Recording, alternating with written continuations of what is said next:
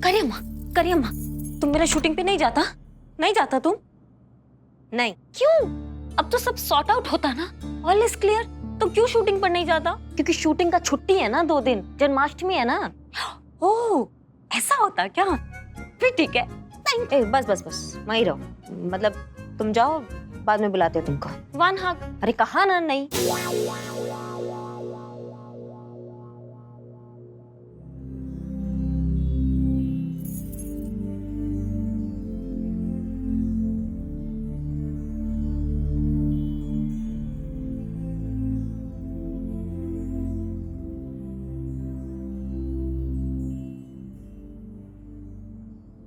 कहाँ है हमारी चुड़ैल बहू? जाग रही कि सो रही है? सोता होता ना, पता था। तुम उसकी बात का ना बुरा मत मानो। अरे ऐसी ही है वो, एक नंबर की मनहूस नरपिशाचिनी, वो खून पीने वाली झोंक होती है ना। हाँ, एकदम वो। किसी को माने किसी को हंसता खेलता देख ही नहीं सकती वो। देखा नहीं कि बस कलेजे पे ना सांप लौटने लगते हैं उसके। अयो। और तो और हमारा लल्ला जीजू। हाँ, उसकी ना सारी खुशियां निगल गई नागिन। क्या बताए तुमको, जब से हमारे लल्ला के जीवन में आई है ना, हमारे गरीब बेचारे भोले मासूम लल्ला के तो भाग्य फूट गए। मगर कोई नहीं, तुम चिंता मत करो। अब तुम आ गई हो ना, दोनों मिलकर ना उसकी जिंदगी जानूम बना देंगे। तो तुम क्या करता? कल दोपहर का खाना जो रहेगा ना उसका, उसमें इतनी मिर्च डालेंगे ना कि खाना खाने के बाद पूरा दिन भर ना वो मुंह से बस अंगारे ही छोड़ेगी। हाँ। है ना?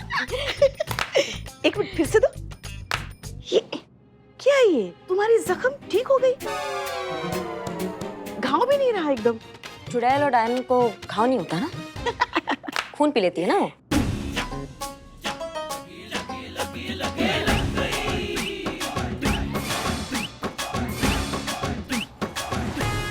रुक जाइए वरना शूट कर देंगे।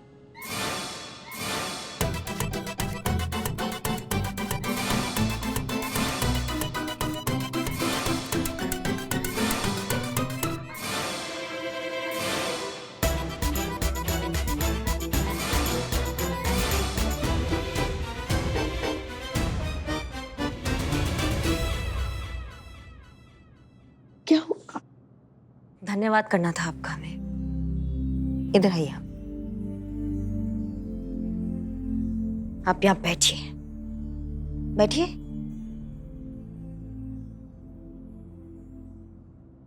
कभी कभी हम सोचते हैं ना तो कृतज्ञता से हमारा सर भगवान के आगे झुक जाता है कि पता नहीं हमने कौन सा ऐसा अच्छा कर्म किया जिसका वो हमें फल दे रहे हैं। आपके लल्ला जैसा पति दिया हमें, और आप जैसी कमाल की सासू माँ हमें मिली है, जिसने आज तक हमें यह एहसास नहीं कराया कि हम इस घर की बहू हैं। हमें कभी फील ही नहीं हुआ कि हम शादी करके किसी और के घर पे आए। ऐसा लगा जैसे अपनी माँ के पास आए हैं। जैसा हम चाहते हैं वैसा जीते हैं, जो हमारे मन में आता है हम करते हैं। आप कुछ कहती ही नहीं है हमें। इस बात के लिए हम कभी धन्यवाद नहीं कर पाए थे आपका अम्मा। धन्यवाद माँ, हमारे लिए बहुत बड़ा बात है, बहुत बड़ा बात है। धन्यवाद।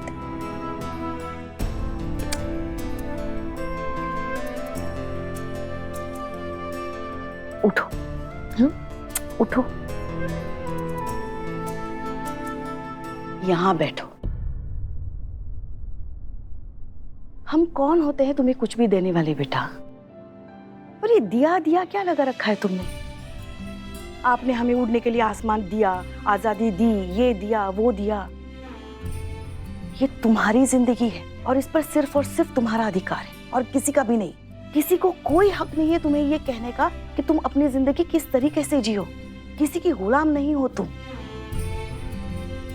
रिश्ते आजादी के पंख होने चाहिए बेटा, पैरों की बेड़ियां नहीं। बहुत बड़ा और सुलझा हुआ सोचा आपका अम्मा, सच में।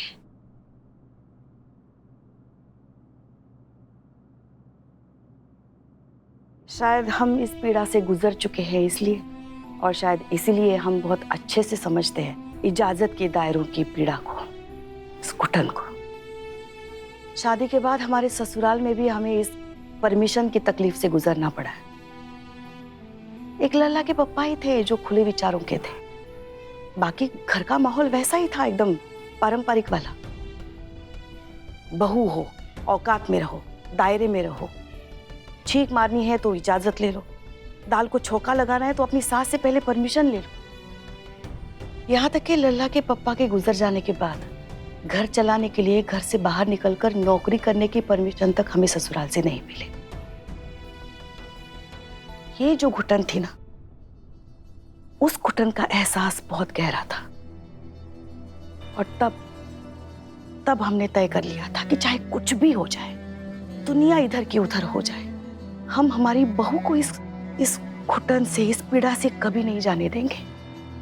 दुनिया का कोई भी रिश्ता उसे कभी उसकी पैरों की बेड़ी नहीं लगने देंगे।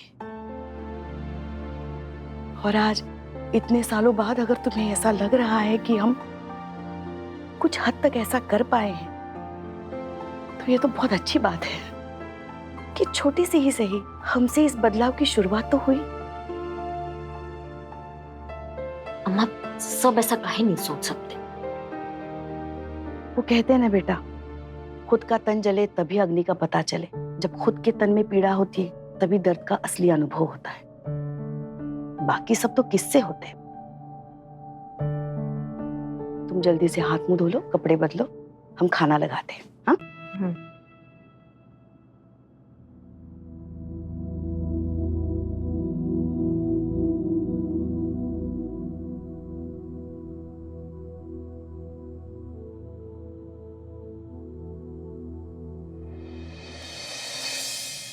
चलो आज बात कुछ यूं कर ले, अपने अपने दायरों का हिसाब कर ले। तेरे हिस्से में कितना तू आता है, मेरे हिस्से में कितनी मैं। चल आज ये बात भी साफ कर ले। सवाल ये है कि तेरे हिस्से में जवाब ही क्यों, मेरे हिस्से में सवाल ही क्यों। तेरे हिस्से में पूरी मर्जी तेरी, मेरे हिस्से में सिर्फ इजाजत ही क्यों। तुम्हें नहीं लगता ये जायज नहीं? तेरे हिस्से में सिर्फ तू, मेरे हिस्से में पूरी मैं भी नहीं। क्यों ना रिश्ते के इस दोहरे चेहरे की धूल भी साफ कर लें, अपने अपने दायरों का हिसाब कर लें। सवाल ये है कि मुझे मेरे हिस्से में जीने के लिए तेरी इजाजत की जरूरत क्यों है? हर रोज तेरी हाँ और ना के बीच घुटते रहने की जरूरत क्यों है? ये सारे कायदे, सारे बोझ मेरे हिस्से में क्यों है? मेरा हिस्सा तेरी तंग दिल इजाजत का मोहताज क्यों है? जब हिस्से बराबर है तो दस्तूर क्यों नहीं? तू भी मेरी इजाजत की घुटन का बोझ उठाने के लिए मजबूर क्यों नहीं? सवाल बहुत हैं, पर असली सवाल तो यही है, मेरे हिस्से में जवाब, तेरे हिस्से में सवाल क्यों नहीं? गजब गजब का लिखी है करिश्मा मैम, एक शेर तो बनता है।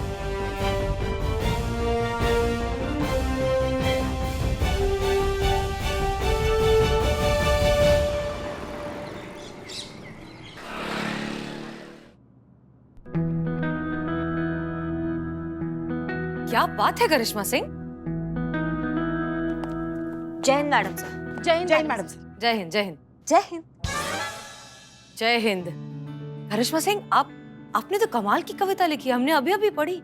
महिलाओं की तकलीफ को, उनकी घुटन को, उनकी रोजमर्रा की जिंदगी को इतने खूबसूरत शब्दों में पिरोया है कि सच में हम ये तो जानते थे कि आपके अंदर एक प्यारा सा नाजुक सा कवि छुपकर जरूर बैठा है, लेकिन आप इतना खूबसूरत लिखेंगी ये हमारे लिए सरप्राइज था।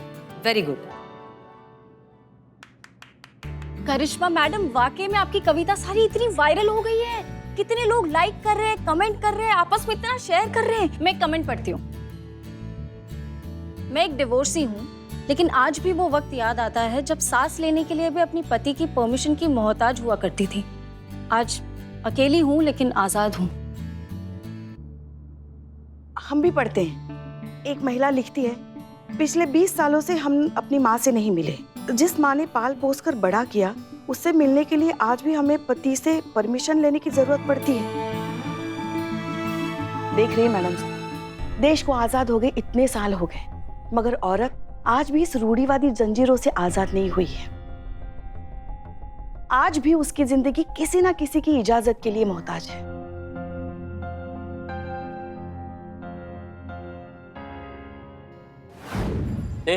हाँ ये लो। फोन नहीं, फूल फूल देना। अरे बोलो ना ऐसा बिल्लू भाई, लो। ये मिल नहीं रहा, मिल। अरे बचा के बैलेंस बना के बाबू ने तो गलती से तवा पे गिर गया ना, तो खुद के दुकान पर खुद का कबाब बेचना पड़ेगा। क्या कर रहे हैं तुम? जल्दी तुम दबंग सास कैसी हो? दबंग सास कैसी हो? पुष्पा सिंह जैसी हो। करिश्मा सिंह सबके सामने भौकाल, पुष्पा सिंह के सामने बेहाल। दबंग सास कैसी हो? पुष्पा सिंह जैसी हो। क्या हुआ? अन्नी विनाडी, सब सुनो। हाँ अच्छा ठीक है। देखो, एक फैन करियम्मा का पोएट्री देख के देखो क्या कमेंट करता।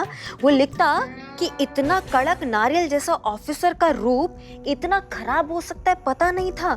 वो इतना पति से परेशान हो सकता है। आपका नाम करिश्मा सिंह नहीं, करिश्मा दुखी होना चाहिए था। एक मिनट, आप लोग हंस क्यों रहे हैं? इस औरत को ऐसा लग रहा है कि करिश्मा सिंह ने ये कविता अपनी जिंदगी पर लिखी है, कि वो खुद अपनी जिंदगी से और अपने पति से और अपने घर वालों से इतनी परेशान है कि उन्होंने ये कविता लिख डाली। और ये ना तो सच है और ना ही फनी। हाँ और नहीं तो क्या मैडम सर, इन्हें क्या फर्क पड़ता है? हाँ, बदनाम तो हमारा गरीब बेचारा लल्ला हो गया ना। हमारे गरीब बेचारे भोले मासूम लल्ला के तुम भाग ही फूट गए। अब क्या बताएं आपको? मैडम सर, बताइए आप सब लोग यहाँ पर खड़ा होकर इससे बात कर रहे हैं। वहाँ बाहर बवाल मच गया। मैडम सर, आपने कौवों का झुंड सुना होगा, आपने भैंसों का झुंड सुना होगा, आपने सुअरों का झुंड सुना होगा, लेकिन सासों का झुंड, बाहर सासों का झुंड आया हुआ है। पुष्पा जी को खोज रहा है। जान बचा सकती है तो बचा लीजिए, भाग जाइए। दबंग सास कैसी हो? पुष्पा सिंह जैसी हो। करिश्मा सिंह सबके सामने भौकाल, पुष्पा सिंह के सामने बेहाल। करिश्मा सिंह सबके सामने भौकाल, पुष्पा सिंह के सामने बेहाल।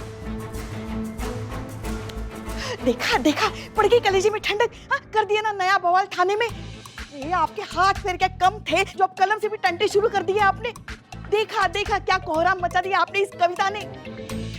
अभी तो बड़े कसीदे पढ़े जा रहे थे हमारी कविता की तारीफ में। अब इस कविता से बवाल हो गया तो आप बौखला रही हैं। हाँ ठीक है, हम बाहर जाके बोल देते कि ये जो कविता है ये हमारा निजी अनुभव नहीं है, ये हमारा विचार है और इसका हमारे सासू माँ से कोई लेना देना नहीं है। ठीक है? हाँ, तो चलिए। करिश्मा सिंह, आप पूछ रही थी ना कि रमा को आजाद कराने का, उसे इस जज्बाती गुलामी से निकलवाने का सबसे अच्छा रास्ता क्या है? यही सबसे अच्छा मौका है उसे उसकी नींद से जगाने का। एक मिनट मैडम सर, हम कुछ समझे नहीं। एक प्लान है हमारे दिमाग में। प्लान? पर आपने तो कहा था कि उसका कोई मदद नहीं कर सकता है। हाँ बिल्कुल, रमा अपनी मदद खुद ही कर सकती है। उसे इस बात का एहसास तो करा सकते हैं कि उसके साथ इतने सालों से जो हो रहा है वो कितना गलत है। परमिशन और शेयरिंग के बीच का फर्क हम उसे समझा सकते हैं। और उसके साथ साथ जितनी भी औरतें हैं जो इस तकलीफ से न जाने कितने सालों से गुजर रही हैं, उन सबको भी उनकी नींद से जगा सकते हैं। कुछ समझ में नहीं आ रहा है मैडम सर। अब पुष्पा जी और करीना, आप आइए हमारे साथ। नहीं, आप नहीं, सिर्फ पुष्पा जी और करीना। ओके, तो सुनिए।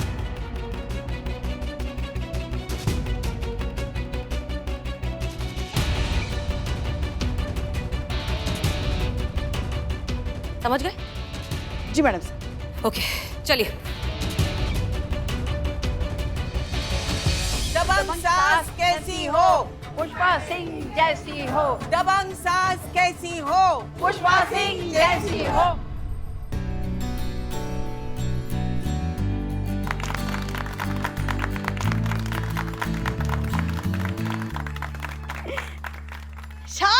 शांत। अरे क्या है ये सब? ऐसा क्या किया है हमने जो आप लोग हमें इतना सम्मानित कर रहे हैं? अरे क्या किए आप? आपने जो किया है वो हम सब सांसें मिलकर भी 7 जन्म तक नहीं सोच सकती। वैसे तो हम अपने घर की छोटी मोटी साधारण बहू को संभाल ही रही है, लेकिन आपने तो चलती फिरती भोकाल देवी करिश्मा सिंह को संभाला है। इतना तो सम्मान बनता ही है ना? क्यों बहनों, है ना? हाँ, बनता है। अच्छा ये बात बताइए, कैसे कर लेती आप ये असंभव काम? अरे ऐसा कोई मंतर नहीं है। हाँ सच कह रहे हैं हम। अरे वो तो सिर्फ घर के बाहर शेरनी है, घर की अंदर की शेरनी जो है ना, वो हम हैं हम। अरे वो तो हमारे सामने बकरी है, बकरी। बकरी काहे की, बिल्ली है बिल्ली, वो भी भीगी बिल्ली। म्याऊ। मैडम सर ये क्या बोल दिया आपने इनको करने के? देखिए तो बुरा मत मानिएगा बहन जी, मतलब शेर काबू में है। और ये तो जब पता लगेगा जब रिंग मास्टर उसे खुद सबके सामने नाच नचाएगा, है कि नहीं बहनों? अभी नमूना दिखा देते। हाँ हाँ लो आ गई, आ गई। ऐसे कैसे आ गई? हमने इजाजत दी थी तुमको बाहर आने के लिए। कहा था ना हमने कि जब तक हम नहीं कहेंगे, जब तक हम तुम्हें इजाजत नहीं देंगे, तुम अपनी जगह से हिलोगी भी नहीं। तो फिर क्यों आई तुम बाहर? सॉरी। कहाँ जा रही हो? हमने कहा तुमको जाने के लिए। और वो कविता, हाँ? क्या थी वो कविता? क्यों थी वो कविता? लिखी तो लिखी ऐसी कविता जिसमें हमारा लल्ला यानी कि तुम्हारा पति खलनायक नजर आ रहा है। उसका हिसाब आज करेंगे। सॉरी, वो हमसे गलती हुआ। हमें कविता पढ़ा हमने तो ओवरफ्लो होके लिखा। अब नहीं करता मैं ऐसा, अब नहीं करेगा।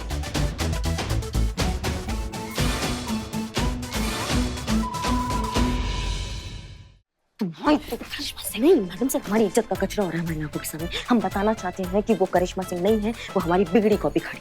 आप ऐसा कुछ नहीं करेंगी, दैट्स एन ऑर्डर। ये सब प्लान का हिस्सा। देखिए तो लेकिन रिलैक्स।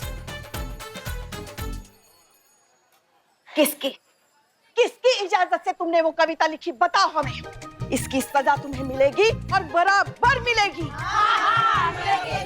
नहीं, हमको सजा मत दो। हम तुम्हारा बहू, तुम्हारे बेटे के कलेजे का टुकड़ा। हम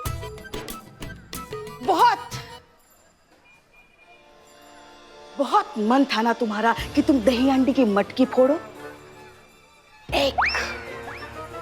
पिछले 1 महीने से तुम हमारा दिमाग खा रही हो। हमसे इजाजत मांग रही हो कि तुमको वो दही अंडी की मटकी फोड़नी है। तो जाओ। नहीं देते। जो भी देना है इत्मीनान से खड़ा रह के दीजिए ना जी। नहीं देंगे। ठीक। नहीं देंगे हम तुमको इजाजत मटकी फोड़ने की। और कल तो तुम यहाँ दिखना भी मत। यही सजा है हमारी बहुओं की, है कि नहीं? हाँ बिल्कुल सही। हाँ। कल जन्माष्टमी है और कल हम सासें मिलकर जन्माष्टमी का महोत्सव देखेंगे। कल कोई भी बहू अपने घर से बाहर नहीं निकलेगी। क्यों बहनों? नहीं निकलेगी।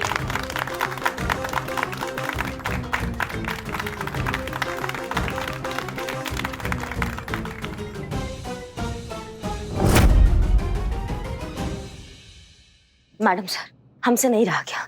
ये गलत है मैडम सर। हमारे इतने सालों का मेहनत, इतने सालों की कमाई हुई इज्जत पे 1 सेकंड में उस दिवाली की फुलझड़ी ने ऐसा कचरा कर दिया, सिर्फ झाड़ू लगा दिया उसने। हमारा भौकाल तो एकदम खराब हो जाएगा ना। ऐसा कुछ नहीं हुआ है करिश्मा सिंह। जैसे ही केस सॉल्व हो जाएगा, लोगों को पता चल जाएगा कि हमने ये सब सिर्फ केस सॉल्व करने के लिए एक नाटक किया था। आपका भौकाल भी बरकरार रहेगा, आपकी इमेज को भी कोई ठेस नहीं पहुंचेगी। करिश्मा सिंह, आप ये सोचिए कि आपकी वजह से न जाने कितनी औरतों को इंस्पिरेशन मिलेगी, आप कितनी लड़कियों की जिंदगी बदलने वाली हैं, और ये बहुत बड़ी बात है। मैडम सर, इस बार आपका अगर पड़ाव असफल होता है तो आपको नहीं लगता आपने कुछ ज्यादा ही बड़ा चीज दांव पे लगा दिया है? हमारा इतने सालों का कमाई हुई इज्जत आपने दांव पे लगा दिया मैडम सर। नहीं, अभी हमारा बात खत्म नहीं हुआ है, अभी पूरा नहीं हुआ है हमारा बात। ये व्यक्तिगत नहीं है मैडम सर। हम अपना नहीं सोच रहे हैं, हमें अपना परवाह ही नहीं। हमें उन लड़कियों का परवाह है जो हम जैसी पुलिस अधिकारियों को देखकर पुलिस फोर्स ज्वाइन करने का सपना देखती है मैडम सर। अपनी सीमित साधनाओं से निकलकर कुछ कर दिखाने का हिम्मत करती है। अगर वो मैडम सर हमें ऐसे गिड़गिड़ाते हुए और मिमियाते हुए देखेंगी तो उनका सपना 1 सेकंड में टूट जाएगा। इतना हिम्मत जो वो बनाएंगी ना, वो सब टूट जाएगा मैडम सर। अगर ये पड़ाव में अगर आप असफल होती है ना मैडम सर, तो ये सिर्फ आपकी असफलता नहीं होगी, ये हर उन लड़की की असफलता होगी जो हम जैसी निडर पुलिस अधिकारियों से हर परिस्थितियों में लड़के जीतने का जज्बा सीखती है मैडम सर।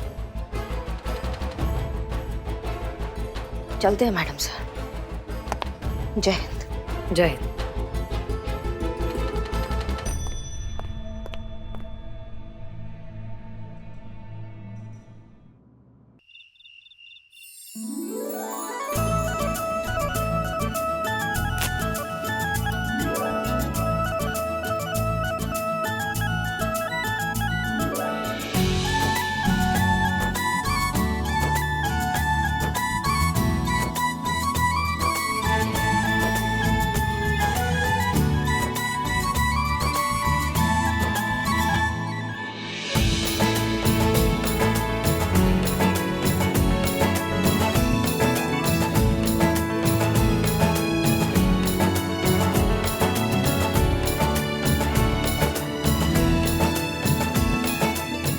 हे मुरली मनोहर, हे कृष्ण कन्हैया, आपका जन्म कारागृह में हुआ था, फिर भी आपने स्वयं को कभी किसी बंधन में नहीं बंधने दिया। शायद इसलिए क्योंकि आप भगवान कृष्ण हैं। किसी एक के कैसे हो सकते हैं? कण कण में समाये हैं।